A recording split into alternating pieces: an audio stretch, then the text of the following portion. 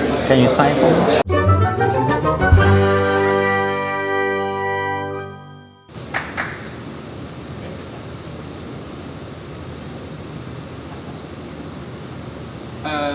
First of all, thank you, Leica, for inviting me here today. It's thanks to winning this. Can everyone hear me in the back? Okay. Yeah. The aircon makes quite a bit. So it's thanks to winning the Leica Oskar Barnack award that I have the opportunity to kind of travel around Southeast Asia and speak about my work. So thank you for the invitation. It's nice to be here. And if anybody has any questions during the talk, feel free to just ask them. It's a small group. You can have a discussion as well. Don't be shy to just raise your hand.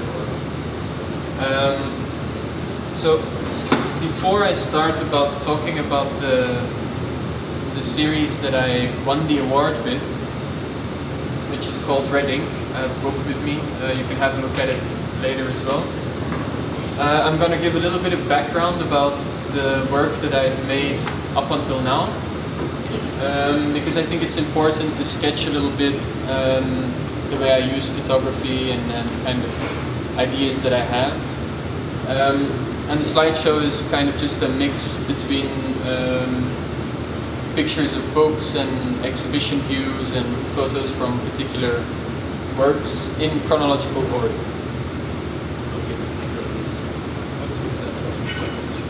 It's okay.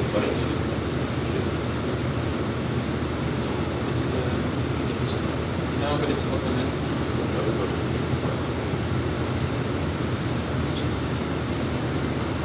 So I'm from Belgium, Brussels. I was born in Belgium. But when I was a little kid, when I was about 5 years old, my mother moved with me to Asia, to Indonesia, where I lived for a couple of years. I then also moved to Australia for a few years. I lived in India a little bit, and when I was about 12 years old, I moved with my father to Singapore, where I lived for about 6 to 7 years. And at the age of 18, I returned back to Belgium, where I started studying photography at the School of Arts in Ghent. I did a bachelor degree and a master degree, and I'm doing a PhD in the arts at the same school now. So the pictures you see on the screen here are from a series called Lotus. It's a body of work that I made in Thailand for my bachelor degree when I was still at school in 2011. And it's an important body of work for me because this is also the first time I tried to make a documentary.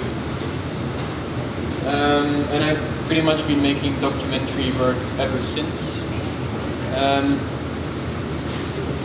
But it all began with this series. I'm pausing here for a moment because I think this is a good picture to talk about.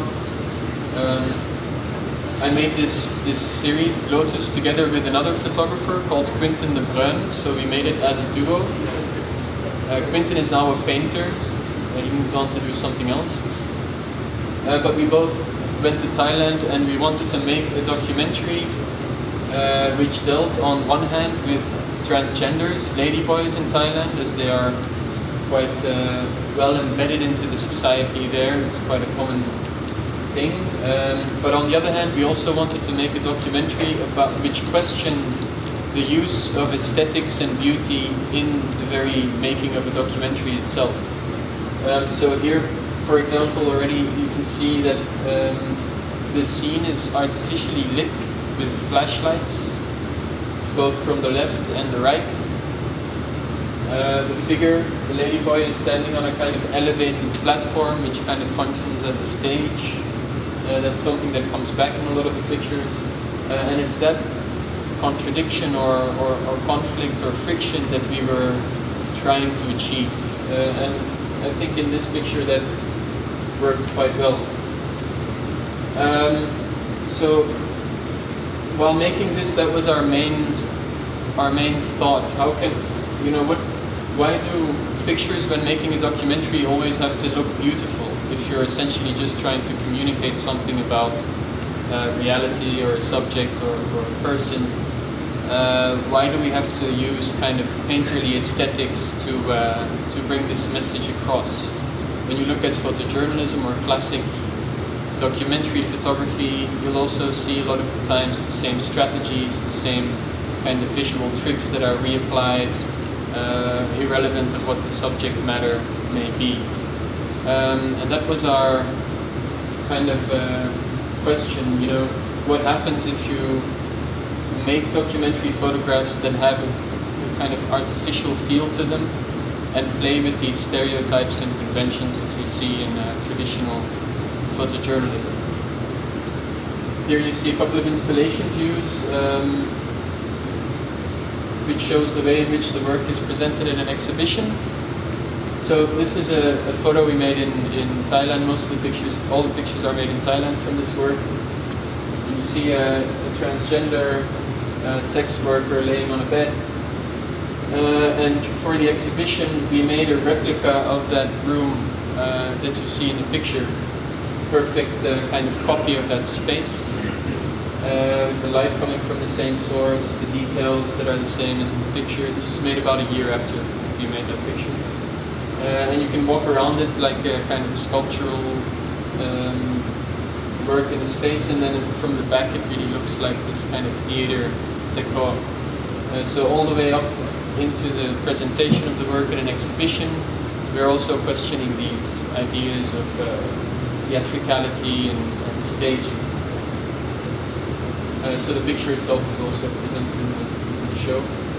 Then the second part of the work, I'm talking quite long about this because I think it's a relevant one to kind of sketch my practice, is we gave some of the ladyboys little disposable 35mm cameras. Gave a number of them little 35mm cameras, and we told them just finish all the pictures on the camera and give it back to us. So we didn't give them any directions or instructions really. So they went away, and then about a week later we would get the cameras back. And of course it's a completely different aesthetic than the types of images a trained photographer that goes to an art academy makes. And in the book, so all my work is published as self-published books. I publish all my books myself, which are really kind of artist publications. And here you see the spread from the Lotus book, in which you've got this kind of yellow flap which opens up that reveals the pictures that were taken by the ladyboys themselves, unedited, so from the first to the last picture, and also not selected or anything. It just, here it says the name of the person and a sequence number. So in this case I found it a very beautiful result as a counter element to this idea of aesthetics or kind of Western photographer viewpoint, where all of a sudden we get a sequence of pictures of nature, kind of crookedly framed, very quickly made after each other. It's very tempting to read a kind of poetic meaning into them. And she starts with a self-portrait and then moves on to making the rest of the series. And in the book you can also identify the people that made the pictures. They come back every now and then.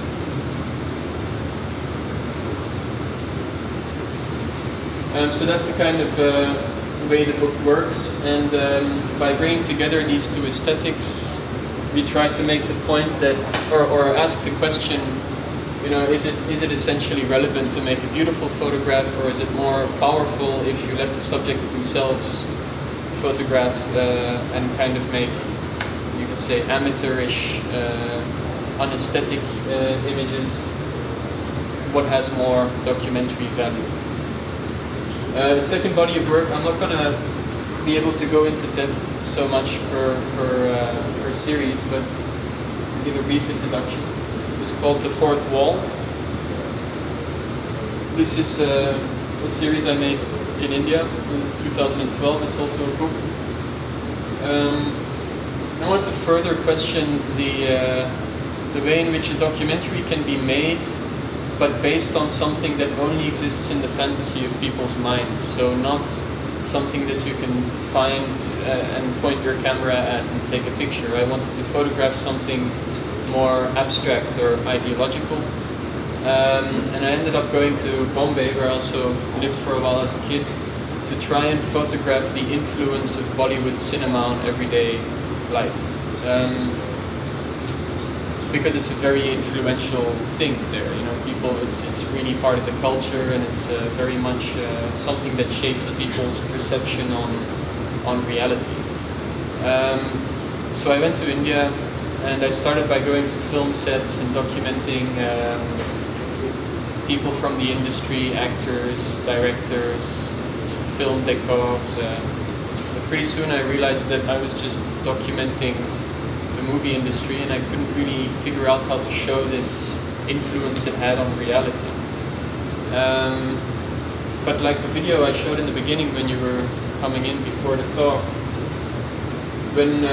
so this work I made with Victoria, who's now my wife, and we work together on all our projects. So we travel together. She assists me with the lighting, the research, the kind of practical things, because Quentin became a painter, so it's impossible to do this kind of work alone.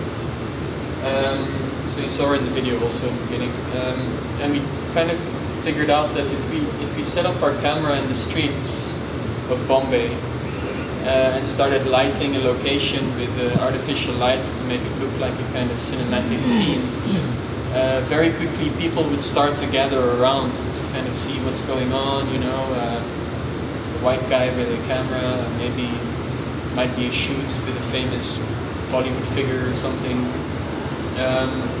And before we knew it, we'd turn around and there would be like 30 people standing around us. And people kind of spontaneously presented themselves to be in the pictures. They wanted to be part of the scene that we were making. And then other people would be directing them, and they would take up the role of the director. And then very naturally, in this very spontaneous way, scenes were created that we then photographed in this kind of very artificially lit looking environment. Like here, for example, it feels like a movie set, but it's not.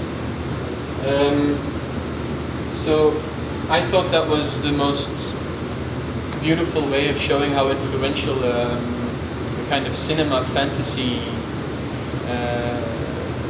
is, if people can just present themselves and do something in front of your camera. The spontaneity and the kind of playfulness of it was so powerful. I chose to remove all the pictures that were made on actual sets with professionals, and only keep the images of the people that we photographed in the streets.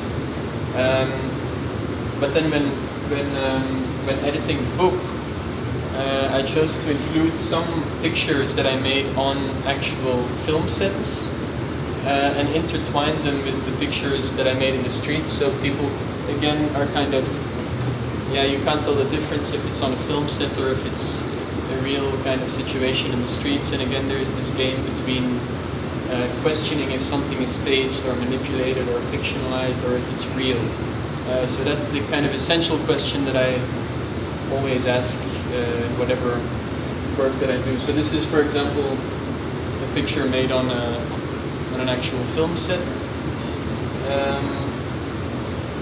And the use of smoke was simply because I was fascinated by smoke in images, and I really liked the way it looked, so I experimented a lot with colorful smoke in pictures. And it also has this kind of absurd magical element that I think worked well with the series. So some images of the book might pass by in a minute. Here's one. So you can see there are these big quotes in the book, texts, which are always coming back through the image sequences. And those texts come from newspaper articles that we read while we were in India, in which there's always a kind of confusion or overlap between the fictional Bollywood world and the real world. For example, one of the stories is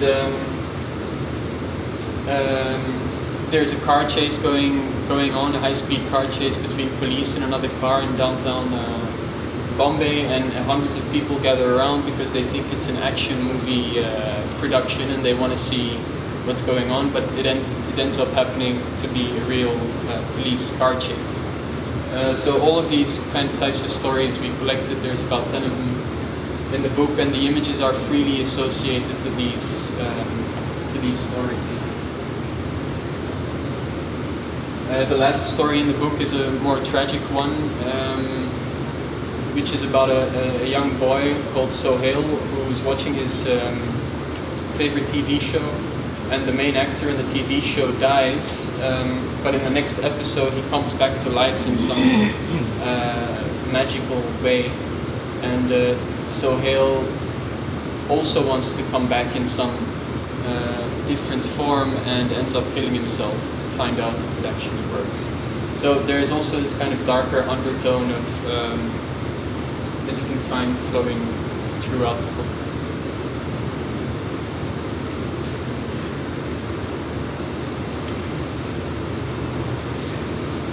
Does anyone have any questions about these two works that I talked about, or everything's clear?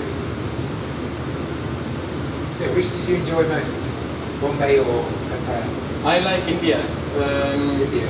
Yeah, because it's so the next book that I made is also made in India. I made 2 back-to-back projects, and I just like the way people react to a photographer or a camera. It seems to be very different than in other places. People seem to be very happy to be photographed or to participate, and there's this really positive, less self-conscious. Maybe, or less. I thought maybe it had to do with the fact that privacy is really a luxury in India, and that people are much less concerned about their privacy, and therefore more open to just be photographed if you compare it to the West, for example, where everybody's afraid that their image is going to be misused or something. But I think it also has to do with this Bollywood influence, where people are so into the kind of performance and stories and representation that they like to be photographed also. So the second book that I made in India, which was part of a residency offered by a big Belgian festival called Europalia International Arts Festival. They asked me to go back to India and make a second body of work there, which would then be exhibited in a museum in Brussels. So Victoria and I went back to Bombay, and this time we chose to focus on the main theme in the Bollywood film, which is the love story. We wanted to make a body of work that dealt with the idea of love. And after doing some research, we came across an organization called the Love Commandos, which is based in Delhi, that basically save young couples from being killed by their families because they marry out of their caste or out of their religion or out of their social status. So lots of the marriages, mostly in rural areas, are still arranged. And if a Hindu girl with a Muslim boy fall in love, they run away. They have to kind of escape. Honor killings still happen all of the time, unfortunately. So this organization takes these couples in, they provide them with shelter, they marry them, and then they help them kind of start a new life. And I found that very interesting because it's a completely opposite reality than the kind of romantic, idyllic narratives that you find in the Bollywood films. So that for me was the perfect subject to make a documentary on, because you have this duality again between something very real and this fictional perception that are conflicted. So throughout the book, we made pictures inside the secret shelters of the Love Commandos, where you have real couples that are kind of hiding, running for their lives from mobs that try to kill them, like this one, for example. And in the book they're sequenced in a kind of film strip where you see many of the same picture return. And then when you go outside, all those pictures of those real runaway couples are made in the same space, so you can recognize it through those blue walls. When you go outside of those shelters, you have this more kind of Bollywood-esque, fantastical representation of romance. Like here, for example, this is in Manali. It's at the foot of the Himalayas, which is a very popular honeymoon destination for newlyweds. All those cars are newlyweds going up the snow tops. Traffic jam to honeymoon. Yeah. It's crazy. So we also show that kind of element, kind of also cliche of the big fat Indian wedding. And again, this is a book in which these two elements are intertwined together with newspaper clippings, posts from the Love Commandos websites, found photography. We try to tell a whole story which includes lots of different elements that bring this forward.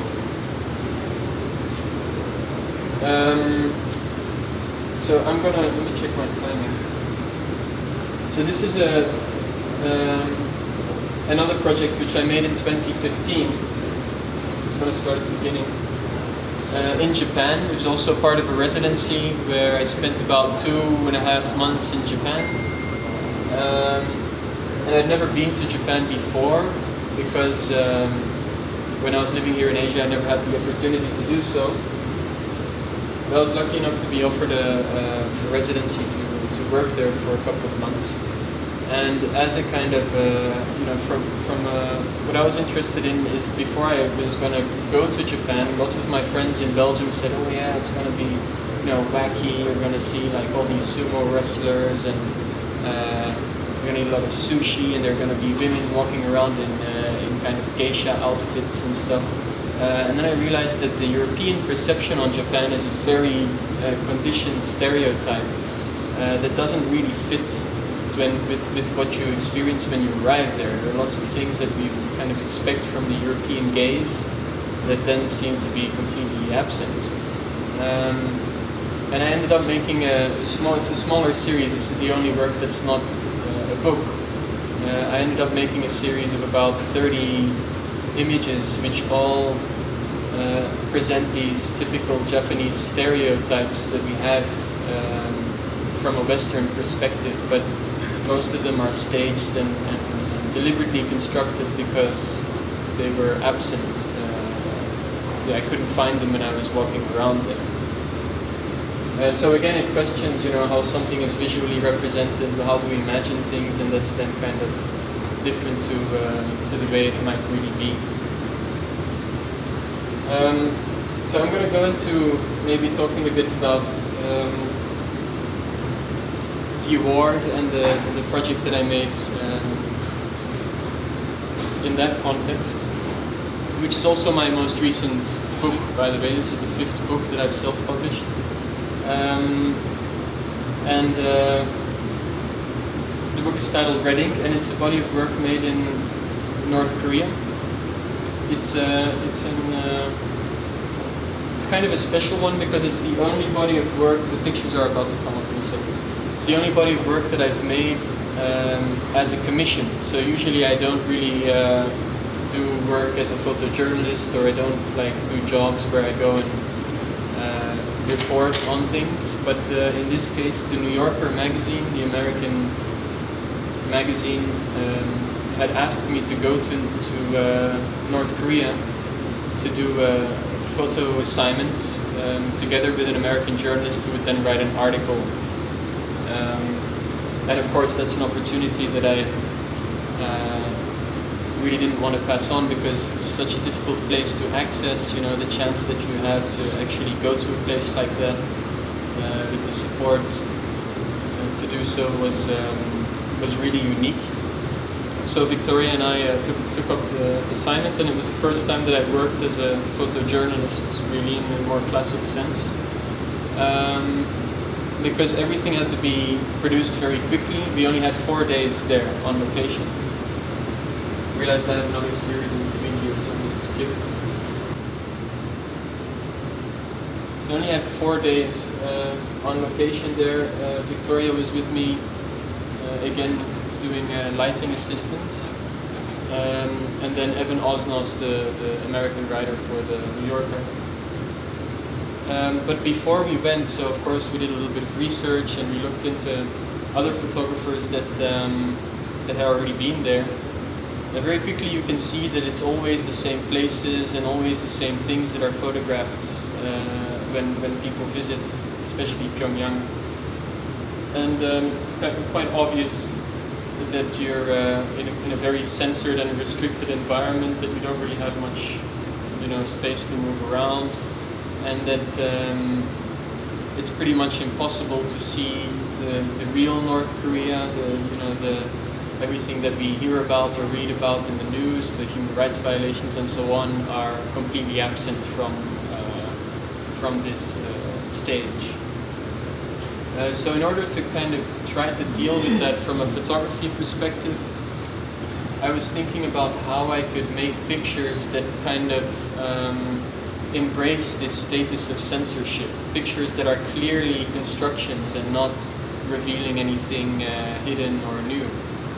So I chose to work with a ring flash aesthetic. So that's a flashlight which is around the lens, which comes from, which is mostly used in kind of product photography, but also is used in forensic photography or medical photography, because it doesn't have any shadows. Everything is kind of lit equally.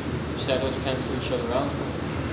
And I like that idea, this idea of being able to show everything in detail, not having any shadows, but also referencing kind of advertising look. And above all, it allowed me to work very fast. I didn't have to set up any extra lighting. I could just photograph very quickly. And this was then combined with Victoria, that was holding another light to light the background.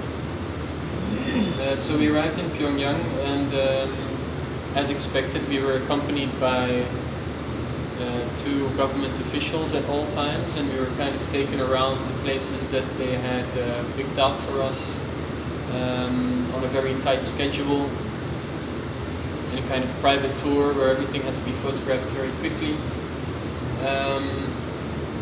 And to me it occurred that after being taken to like the 3rd museum tour, which lasted 2 hours, with a kind of guide that would talk about North Korean history, and kind of became apparent that that was a clear diversion tactic to keep us from walking around outside or from talking to people, that we were actually very much into this very constricted view.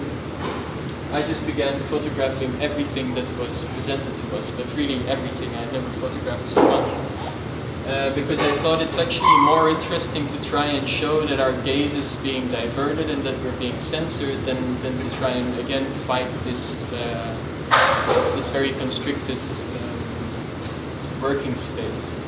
So at the end, when I came back, I delivered 15 pictures to the New Yorker magazine, which they published. And but I realized that I had a lot of photos, because I was really photographing everything, even people's feet and cups on tables and stuff, in order to hint at the fact that you see so many banal things that there must be something that's missing from our view. This is a chair that Kim Jong-un sat on when he visited school, which is kind of presented in a case. So I ended up making a small book out of it, which brings together a lot of the photos that I made there, including all of the kind of really quirky museum exhibits of dinosaurs and fish eating each other, to the food that I was presented, just really everything that I photographed. And I think it works very well, and for me it was a lot of fun, because I actually felt more free in this context, because I could photograph anything that I wanted, because it was all relevant in the sense that it's not showing anything. So I didn't have to worry about a kind of conceptual framework. What does this image mean? Where will it fit? How do I have to intervene or manipulate? Here it was just, it's all censored, so I can kind of freewheel and lose myself in the aesthetics and the form and the colors and the shapes. Did you have to show everything you shot before you left? No, so they never asked to see anything either. Yeah. No, so they were always standing next to us. So I suppose they kind of controlled it on the spot. Which I was prepared to do that, to show them everything, but I also don't think they would have objected to anything, because there are some rules that we were told very clearly beforehand. Like, for example, if there is a portrait of one of the great leaders and you photograph that, you're never allowed to crop the portrait in any way. It has to always be on there in full. Or a statue, you can't cut off the feet or the head, it has to be respected. And how was the people's reaction when you put the camera to their face? Were they okay? Well, so everybody most of the people that live in Pyongyang are quite high in the hierarchy of the state, so it's a privilege to be there. It's like the kind of high society of North Korea that are living and working in Pyongyang, and most of them work for the government. So I think that the people there are so dedicated to the state that they already know how to behave when foreign press comes. I'm not the first, there are many news media and so on, also wearing clearly a badge that says press. That they kind of behave naturally and go about their day. They never talk to us. It's very difficult to approach people because they automatically don't want to have any connection. So it was very interesting. It was nice to see how, especially confusing, because I never know if something was deliberately kind of set up for our arrival or if it was always that way, or I have no idea. The only time that I tried to kind of, let's say, photograph outside of the space that was provided was while I was in a car on the road driving and buses would drive by. The window I would photograph in buses that drive by. So there's 3 pictures of buses in the book. And because of the ring flash, the light penetrates into the bus space, so you can see quite a lot. And it was my kind of hope or experiment that maybe I would discover something different than what I was seeing on the streets or in the schools or in the restaurants or whatever. But of course, it's the same. There's no like conspiracy and that really, I think, says a lot about our preconceptions of a place like North Korea that is so mysterious, where we know so little that we automatically want to imagine all sorts of things that are also kind of from Western propaganda imposed on us, things that we're made to think. So those are the only pictures that were kind of made outside of the field of control, let's say. Do you think you'll get invited back? Sorry? Would you get invited back? I don't know. I also don't know how aware they are of this work. But a very nice thing, and that's something that also came out of winning the Oskar Barnack Award, is that I got an opportunity to exhibit this work in Seoul, in South Korea, which was especially interesting because you get a view from the other side. So it was very interesting to see how South Koreans interpreted the picture, the feedback I received. And now hopefully we're working on bigger plans to potentially expand the exhibition in South Korea and maybe even bring it to the border, where we could form a dialogue or something. We're yet to see.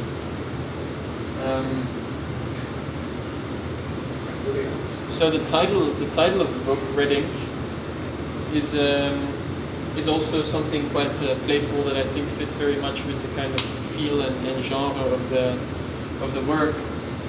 The title references to an old communist joke, and in the back of the book you have the the original text where I referenced the title to. It comes from a book by Slavoj Žižek. He's a Slovenian philosopher. And in the opening paragraph of his book, he tells this communist joke in which a German worker from the GDR, the old German Democratic Republic, the communist side of the Berlin Wall, a German worker gets a job in Siberia, so he gets to leave and he gets to go and work somewhere else. But before he leaves, he tells his family and friends, let's establish a code when we're writing letters to each other. When it's written in blue ink, what I'm writing is true, and when it's written in red ink, it's false. So he hoped that in this way he could kind of get around the censorship of the communist state. So he goes to Siberia, starts his job, and he writes his first letter back home, in which he says, it's fantastic here, the apartments are huge, there's an abundance of food, you can watch any Western movie you like, all the women are up for an affair, you can get anything you want, the only thing you can't get is red ink. And I very much like that, because the photographs work in a similar way. It's kind of revealing the censorship through the form that's applied in the way of photographing it. So while we're looking at it, we know it's a censored version because it's presented to us in such a way that it feels so artificial, so manufactured.